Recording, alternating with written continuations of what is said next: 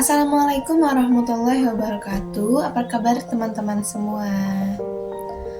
Perkenalkan, nama saya Jian Sabrina dengan NIM 23101067. Kali ini kita akan membahas sejarah peradaban Islam di masa Khalifah Bani Umayyah. Jadi, kali ini kita akan menceritakan tentang perkembangan peradaban Islam di periode dinasti Umayyah.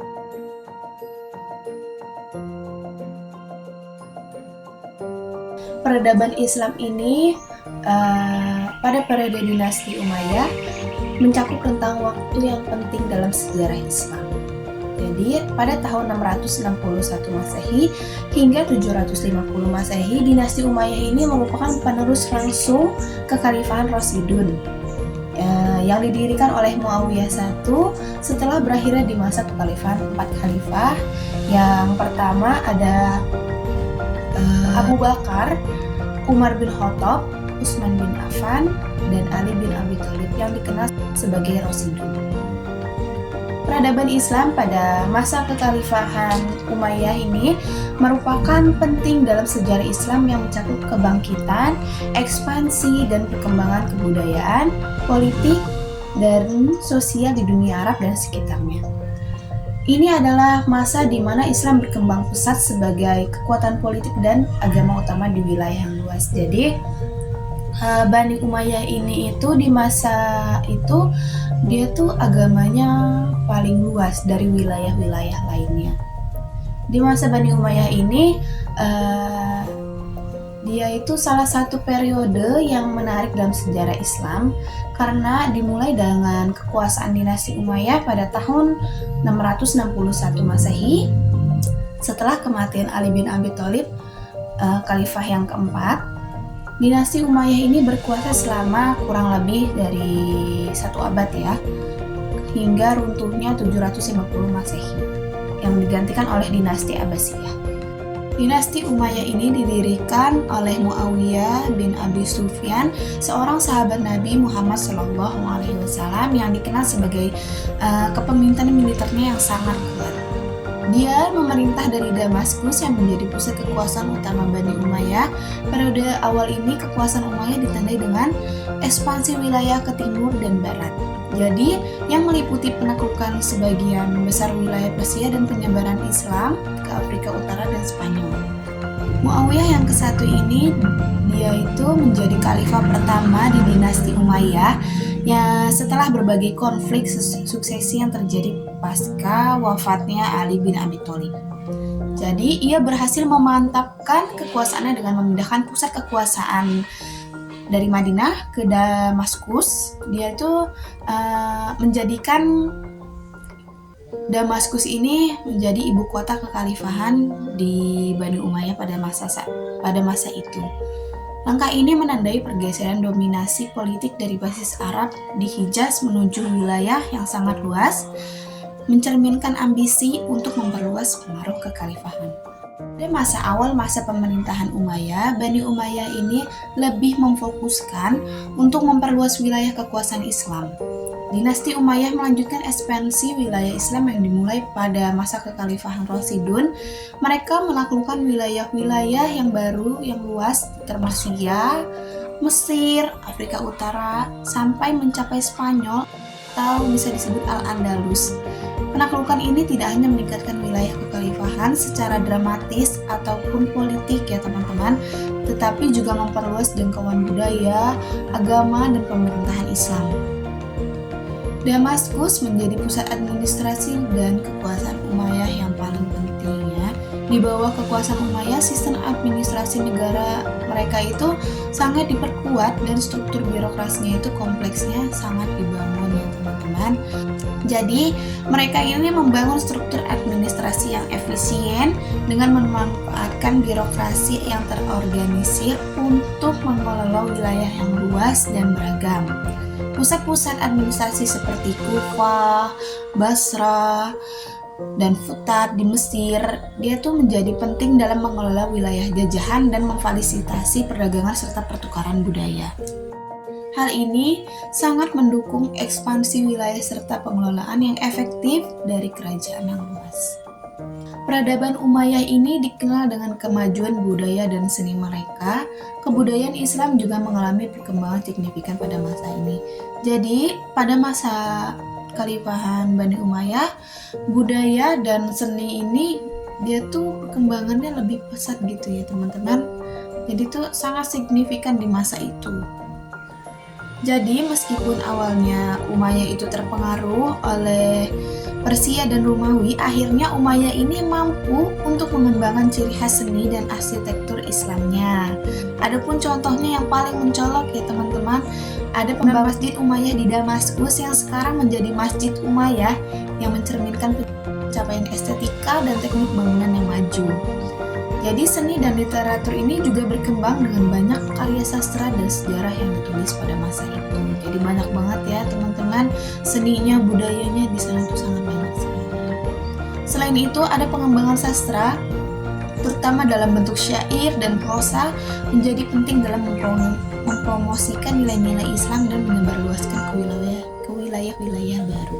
Kekhalifahan Umayyah ini juga terkenal karena kontribusinya terhadap perkembangan ilmu pengetahuan, seni, dan sastra. Pusat-pusat intelektual seperti House of Wisdom atau Bait al-Hikmah di Baghdad didirikan di bawah perlindungan kekhalifahan, mempromosikan terjemahan dan penyebaran pengetahuan dari berbagai tradisi ilmiah kuno ya teman-teman.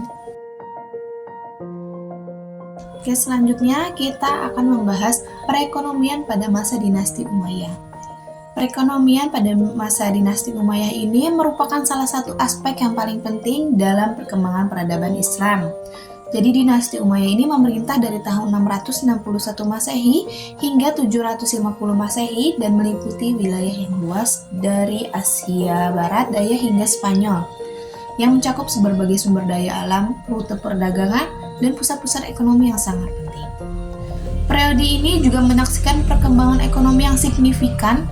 Kota-kota seperti Damaskus, Kufah, dan Basrah berkembang sebagai pusat perdagangan dan produksi, dengan pertanian, pertambangan, dan kerajinan tangan menjadi sektor ekonomi pertama di sana.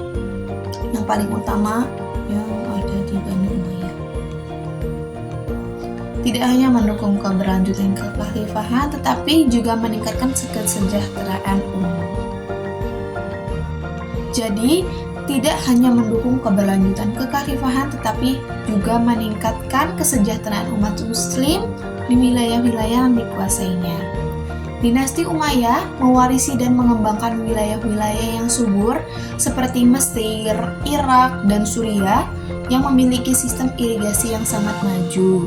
Jadi, pertanian menjadi tulang punggung ekonomi mereka dengan produksi gandum, anggur, zaitun, dan buah-buahan lainnya yang memberikan keamanan pangan yang stabil dan surplus untuk perdagangan.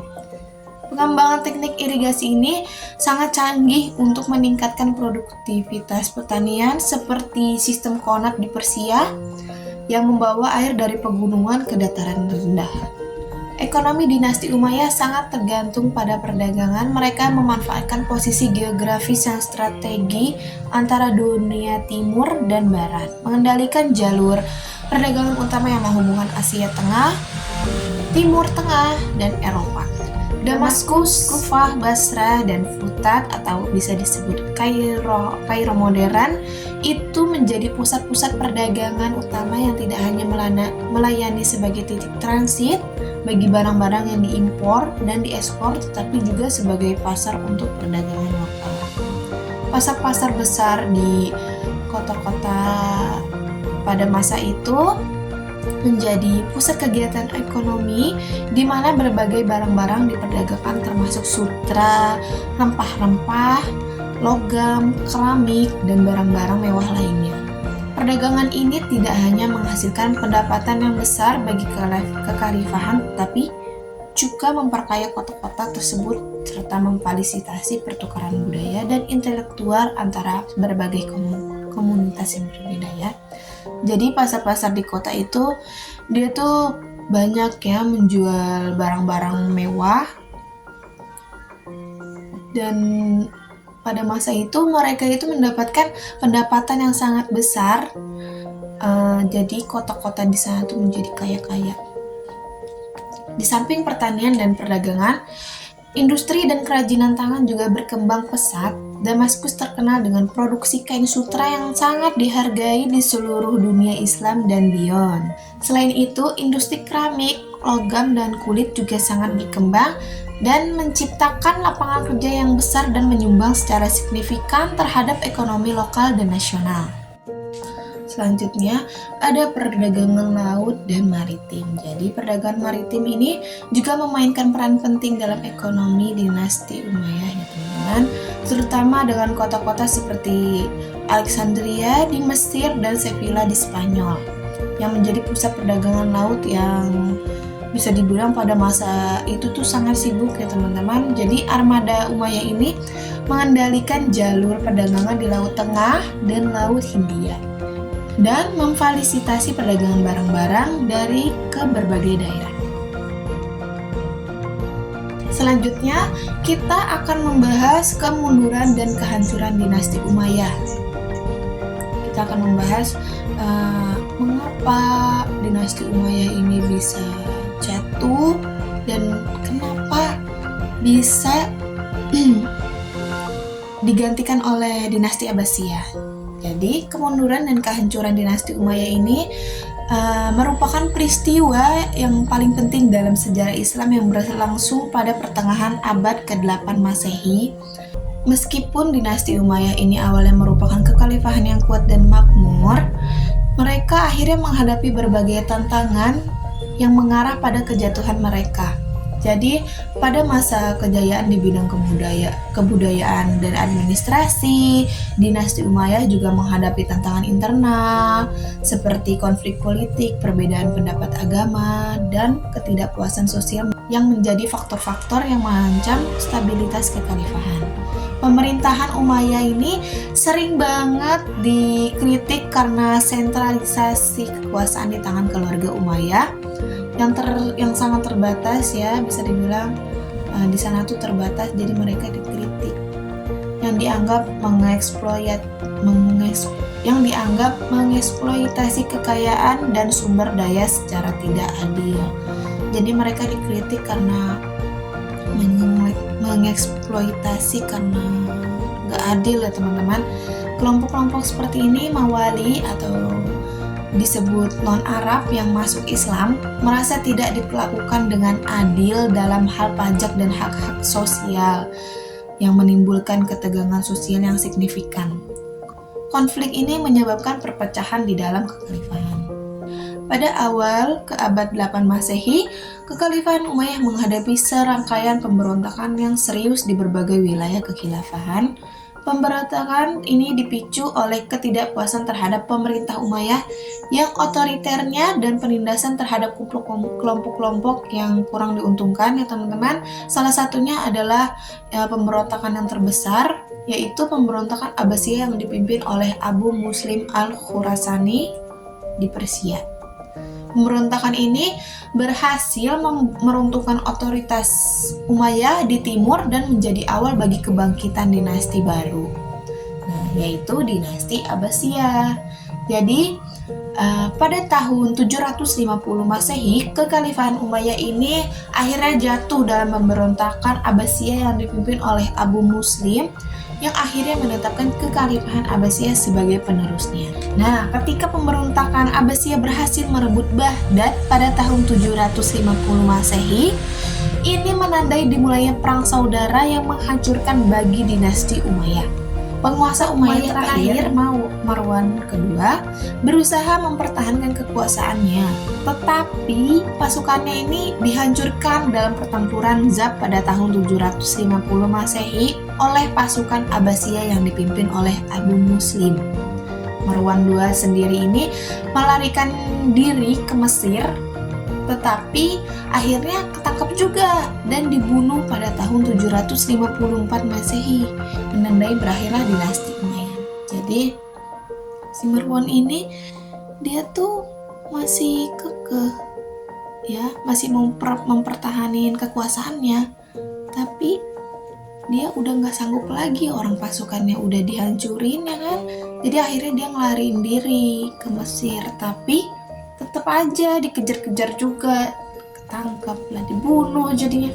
Meskipun beberapa anggota keluarga Umayyah melarikan diri ke Spanyol dan mendirikan Emirat Cordoba yang kemudian berkembang menjadi Kekhalifahan Cordoba. Kekuasaan Umayyah ini secara keseluruhan di Timur Tengah telah berakhir. Dinasti Abbasiyah mengambil alih kekuasaan dan mendirikan kekhalifahan baru dengan pusat di Baghdad, mengakhiri dominasi Umayyah setelah hampir 1 abad pemerintah. Dinasti Umayyah ini tidak hancur begitu saja ya teman-teman. Dinasti Umayyah ini meninggalkan warisan yang signifikan dalam sejarah Islam. Mereka ini memperluas wilayah kekhalifahan secara dramatis, membangun struktur administrasi yang sangat kompleks, dan mengembangkan kebudayaan Islam yang kaya. Namun, kemunduran mereka menunjukkan kompleksitas politik dan sosial dalam mempertahankan kekuasaan dalam kerangka yang beragam dan berubah-ubah di dunia Islam pada masa itu.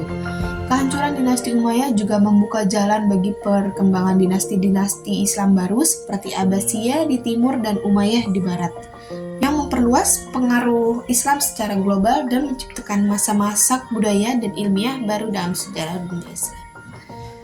Sekian dari cerita saya. Jika ada yang salah saya dalam menyampaikan cerita ini, mohon maaf sebesar-besarnya. Terima kasih. Wassalamualaikum warahmatullahi wabarakatuh.